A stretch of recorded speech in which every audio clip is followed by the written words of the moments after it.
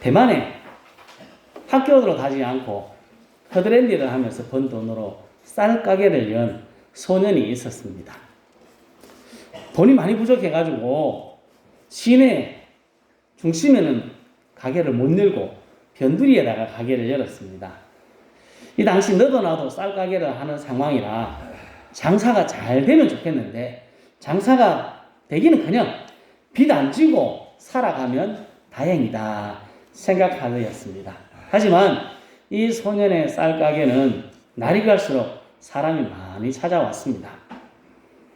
나중엔 줄을 서서 사람들이 그 물건을 살 정도가 되었습니다. 예전에 밥 먹다가 돌 씹은 경우 많지 않습니까?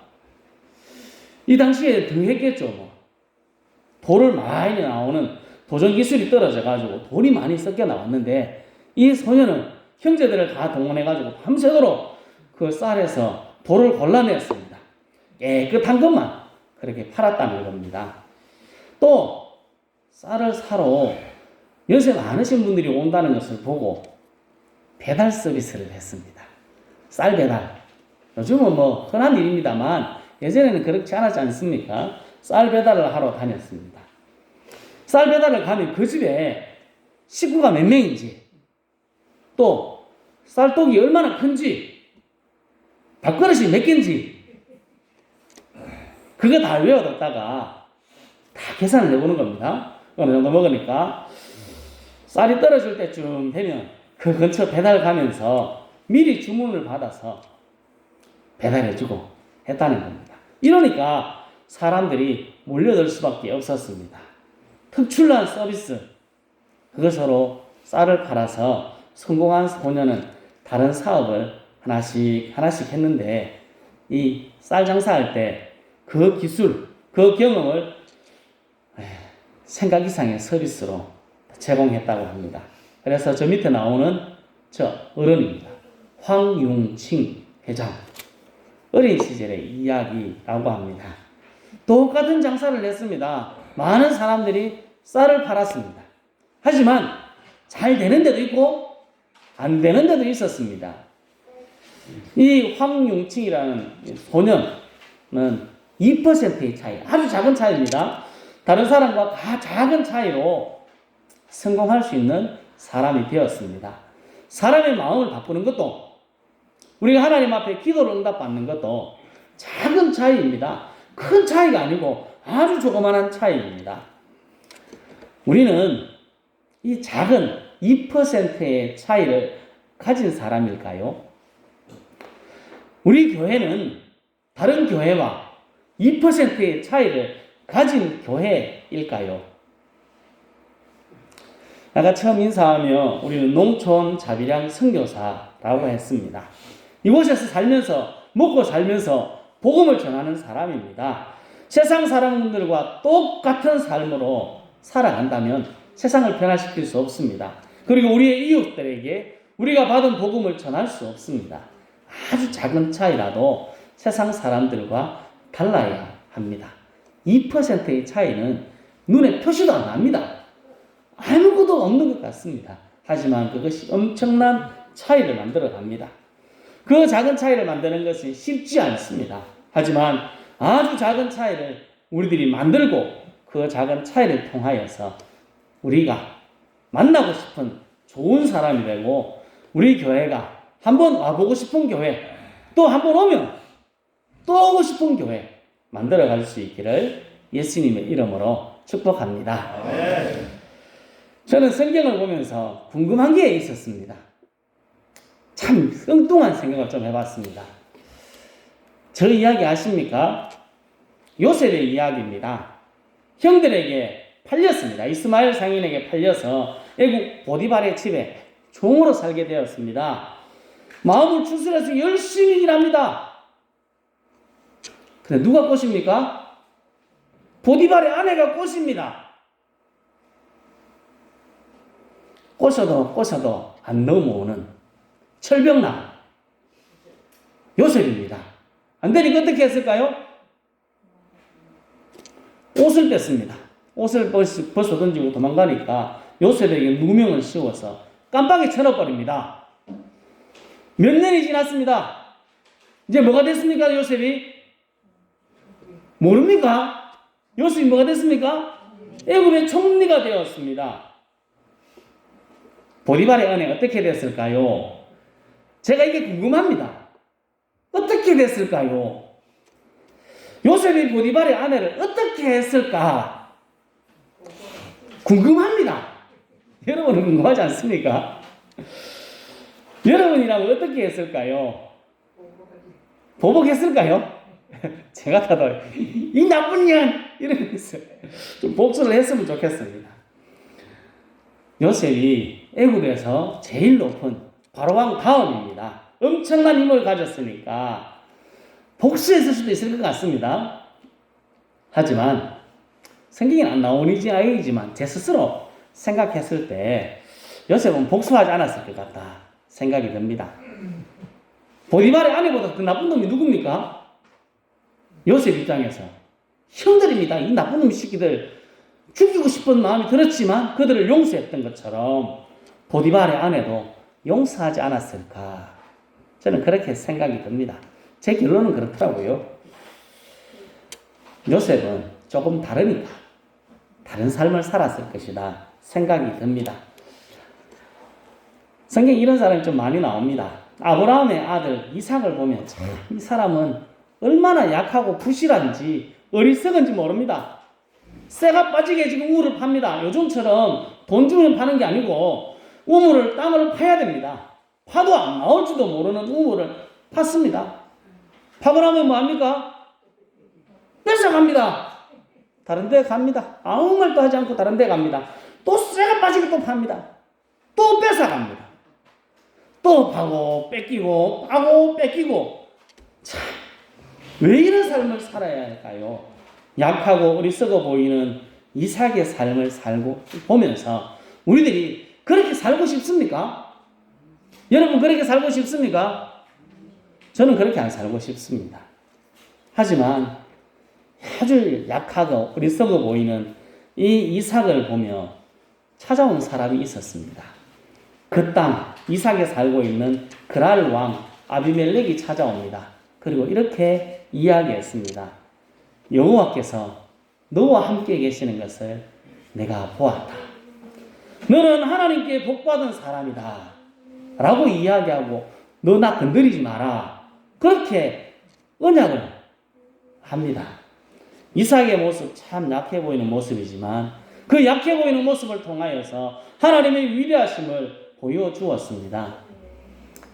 성경에 나오는 다니엘이라는 사람이 있지 않습니까? 다리오 왕의 신임을 받은 사람입니다. 3명의 총리 중에 1명을 세워서 나라를 다스리게 하겠다 이야기했습니다. 그 1명이 누굽니까? 다니엘입니다. 이렇게 3명 중에 1명을 세우면 2명의 사람들 뭐가 됩니까? 나가리가 되니까 이 사람들이 질투합니다. 시기와 질투를 받게 되었습니다. 반대파에서 다니엘을 꼬투리 잡아서 끌어내리려고 합니다. 여러분들은 어떻게 하실까요? 지금 누구에게 신임을 받고 있습니까? 왕에게 신임을 받고 있습니다. 가진 힘도 대단합니다. 그를 해하려고 하는 사람들을 도로 칠 수 있는 힘이 그에게 있습니다. 그런데 다니엘 어떻게 합니까? 아무것도 하지 않습니다. 가만히 놔둡니다. 그들이 하작한 대로 다 합니다.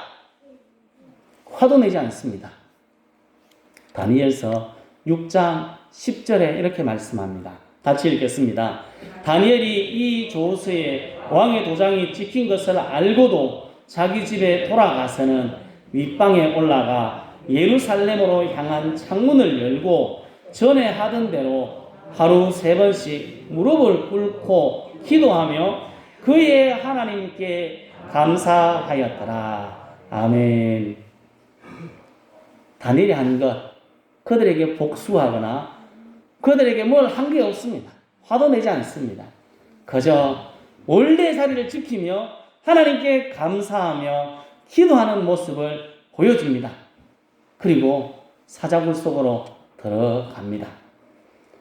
다음 날 아침 일찍 다리오가 찾아와서 이렇게 이야기합니다. 같이 읽어보겠습니다. 내가 이제 조서를 내리노라. 내 나라 관할 아래에 있는 사람들은 다 다니엘의 하나님 앞에서 떨며 두려워할지니 그는 살아계시는 하나님이시요 영원히 변하지 않으실 이시며 그의 나라는 멸망하지 아니할 것이요 그의 권세는 무궁할 것이며 그는 구원도 하시며 건져내기도 하시며 하늘에서든지 땅에서든지 이적과 기사를 행하시는 이로서 다니엘을 구원하여 사자의 입에서 벗어나게 하셨음이라 하였더라. 아멘. 아무 말도 하지 않았는데 그냥 하던 대로 감사하며 기도했을 뿐인데 그 다니엘의 연약해 보이고 미련해 보이는 삶을 통하여서 하나님이 드러나게 되었다 하는 것입니다.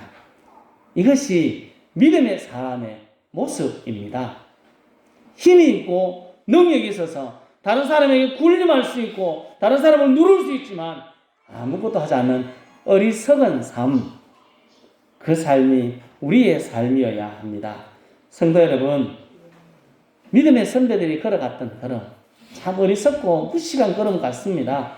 하지만 약해 보이고 어리석어 보이는 그 믿음의 삶, 그 삶을 우리도 살아서 우리의 삶이 사람들에게 감동, 감화를 주고 사람들의 마음을 움직이고 하나님의 살아있음을 보여주는 멋진 삶을 살아갈 수 있기를 예수님의 이름으로 축복합니다. 아멘. 오늘 말씀 12절을 읽겠습니다. 같이 읽겠습니다. 그러므로 너희는 하나님이 택하사 거룩하고 사랑받는 자처럼 긍휼과 자비와 겸손과 온유와 오래 참음을 옷 입고 아멘. 12절 시작하면서 너희는 하나님이 택하사라고 말하고 시작합니다. 하나님은 우리를 택하셨습니다. 이건 두 가지로 생각할 수 있습니다. 첫 번째는 창세전에 우리를 구원하시기로 택하셨다는 겁니다. 내가 아무것도 안 했습니다. 내가 착한 일도 안 했고 내가 어떤 일도 안 했는데 하나님은 우리를 구원하시기로 예정하시고 택하셨다 하는 말이 저 말에 있습니다. 내가 잘나서 구원받은 것이 아니고 하나님의 은혜로 구원받았을 우리들이 기억해야 하는 말씀이기도 합니다. 두 번째로 하나님이 택하신 것은 우리를 하나님의 일꾼으로 처음에 말씀드렸던 농촌 자비량 선교사로 택하셨다는 겁니다. 아무나 농촌에 사는 것 아닙니다. 아무나 사는 것 같지만 아무나 이곳에 살 수 없습니다. 살러 왔다가 떠나가는 사람이 얼마나 많은지 모릅니다. 하나님은 아무나가 아니라 특별하게 이곳에 필요한 사람으로 우리를 택하셔서 이곳에 심어 놓으신 겁니다. 우리는 이 사실을 확신해야 합니다. 예레미야 1장 5절 말씀입니다. 같이 읽겠습니다. 내가 너를 모태에서 짓기 전에 너를 알았고 내가 배에서 나오기 전에 너를 성별하였고 너를 여러 나라의 선지자로 세웠노라. 아멘. 예레미야는 분명한 확신이 있었습니다. 하나님이 나를 세웠다 하는 말씀, 그것을 기억했습니다. 우리도 마찬가지입니다. 우리를 하나님께서 이곳에 세우셨습니다. 우리는 이곳에 꼭 필요한 사람, 꼭 있어야 될 사람입니다. 하나님께서 우리가 살고 있는 이 땅에 하나님의 사랑을 전하는 하나님의 선교사로 세우셨다 하는 이 말씀에 우리들이 분명하게 마음에 기억해야 됩니다. 이어지는 말씀을 보면 하나님이 택하시고 그 다음에 뭡니까? 거룩하고 사랑받는 자처럼 이라고 말하고 있습니다. 하나님이 택하신 거룩하고 사랑받는 자답게 살아가라 하는 말씀을 이어서 하고 있는 겁니다. 이 거룩하고 라는 말은 성도라는 말로 해석이 됩니다. 성도답게 사랑받는 자답게 농촌 선교사답게 살아가라 그렇게 말씀합니다. 어떻게 하는 것이 성도다운 것이고 사랑받는 사람다운 것이고 농촌 선교사다운 삶일까요? 12절을 같이 읽겠습니다. 그러므로 너희는 하나님이 택하사 거룩하고 사랑받는 자처럼 긍휼과 자비와 겸손과 온유와 오래 참음을 옷 입고 아멘. 우리가 성도다운 삶, 하나님의 사랑받는 삶, 사랑받는 자다운 삶, 농촌 선교사다운 삶, 그 삶은 긍휼과 자비와 겸손과 온유와 오래 참음의 옷을 입는 것이다 라고 말씀합니다. 13절에 넘어가 보면 불만이 있고 답답한 일이 있어도 용납하고 용서하는 삶. 어떻게 용납하고 용서해야 되느냐? 하나님이 우리를 용서하신 것 같이 용서하라 말씀합니다. 14절에는 이 모든 것 위에 사랑을 더하라 말씀합니다. 제가 금방 말씀드린 12절에서 14절에 나오는 말씀대로 살아가면 어떻게 될까요? 바보 같은 삶입니다. 아까 앞에 이야기 드렸던 이삭의 삶이고 다니엘의 삶입니다. 요셉의 삶입니다. 이렇게 살아가면 무시당하는 삶을 사는 것 같습니다. 우리 생각에 이렇게 살면 안 될 것 같습니다. 사람들이 잘못했는데 매일 용서해주면 나를 깔보지 않겠습니까? 이게 우리 생각 아닙니까? 예전에는 뭐 이렇게 살면 사람이 양심이 있어서라도 했을 건데 요즘은 사람들이 양심이 없어가지고 안 된다고, 이렇게 살면 큰일 난다고 우리 생각합니다. 그런데 오늘 말씀은 하나님의 사랑받은 사람답게, 성도답게, 선교사답게 사는 삶이 이 삶이라고 우리에게 요구하고 있습니다. 성도다운 삶, 하나님의 사랑받은 사람다운 모습을 오늘 말씀에서 이렇게 살아가는 것이다 가르치고 있습니다. 오늘 말씀에서만 그럴까요? 성경 전체를 봐도 똑같이 가르칩니다. 바보 같은 삶을 살아가라. 무시당하는 것처럼 되지만 그렇게 살아가려고 힘쓰라. 그렇게 말씀하고 있습니다. 하나님의 택하심을 받은 성도 여러분, 성도답게, 하나님의 사랑받는 사람답게, 하나님이 세우신 농촌 선교사답게 긍휼과 자비와 겸손과 온유와 오래 참음의 옷을 입고 용납하고 용서하며 사랑하는 삶을 살아갈 수 있기를 예수님의 이름으로 축복합니다. 아멘. 참 쉽지 않습니다. 말은 이렇게 하지만 저도 마음대로 안 되는 것 어떻게 하겠습니까? 그럼 어떻게 이게 가능할까요? 성도답게, 하나님의 사랑받는 사람답게 무시당할 것 같은 삶을 어떻게 하면 살아갈 수 있을까요? 15절을 같이 읽겠습니다. 그리스도의 평강이 너희 마음을 주장하게 하라. 너희는 평강을 위하여 한 몸으로 부르심을 받았나니 너희는 또한 감사하는 자가 되라. 아멘. 15절 초반에 그리스도의 평강이 너희 마음을 주장하게 하라 말씀합니다. 그리스도의 평강이 우리의 마음을 주장하고 우리의 마음을 다스리면 성도답게, 사랑받는 사람답게, 선교사답게 살 수 있다 하고 말하고 있습니다. 세상이 줄 수도 없고 알 수도 없는 그리스도의 평강이 우리 마음을 주장하면 가능하다. 성경은 지금 가르치고 있는 것입니다. 오뚜기 아시죠? 오뚜기. 오뚜기 아십니까? 툭 밀면 툭 쓰는 오뚜기. 그게 왜 쓸까요? 왜 쓴지 아십니까? 그 안에 뭐가 있습니까? 그 안에 추가 있습니다. 딱 중심을 잡아주는 추가 있어가지고 이래 밀면 또 왔다 갔다 하다가 뚝 이러고 나도 뚝 디비져가지고 완전 거꾸로 놔도 똑바로 서 있습니다. 왜? 중심에 추가 있기 때문에 그렇습니다. 우리 마음에 그리스도의 평강이 있다는 것이 그겁니다. 중심에 하나님의 평강이 있으니까 흔들리고 흔들어도 아무리 뭐라 그래도 넘어지지 않고 그 자리에 설 수 있는 것입니다. 스펀지 아시죠? 스펀지도 마찬가지입니다. 물을 이빨 당깁니다. 쫙 당기는데 왜 그럴까요? 그 안에 구멍들이 많아서 다 흡수하는 겁니다. 바다는 언제나 그 모습입니다. 우리 바다 가는 거 촌에 사니까 좋아하지 않습니까? 바다의 넓은 모습 언제나 가봐도 그 모습 그대로입니다. 쓰레기가 온갖 것이 다 들어가도 늘 그 모습 그대로 지킵니다. 넓은 마음으로 수용하고 정화합니다. 우리 마음 가운데 그리스도의 평강이 있으면 아무리 옆에서 뭐라 그래도 흔들리지 않습니다. 바보 같은 삶이라고 해도 그 삶을 살아갈 수 있는 것입니다. 근데 우리가 다 그렇게 생각하죠. 그리스도의 평강이 우리 마음을 가득했으면 좋겠다, 주장했으면 좋겠다 이야기하지만 어떻게 그렇게 할 수 있는가 하는 것도 문제입니다. 16절을 같이 읽어보겠습니다. 그리스도의 말씀이 너희 속에 풍성히 거하여 모든 지혜로 피차 가르치며 권면하고 시와 찬송과 신령한 노래를 부르며 감사하는 마음으로 하나님을 찬양하고. 아멘. 제일 처음 그리스도의 말씀이 너희 속에 풍성히 거하여 라고 말합니다. 하나님의 말씀이 우리 마음 가운데 거할 때 그리스도의 평강이 우리 마음을 주장하고 다스리게 된다는 겁니다.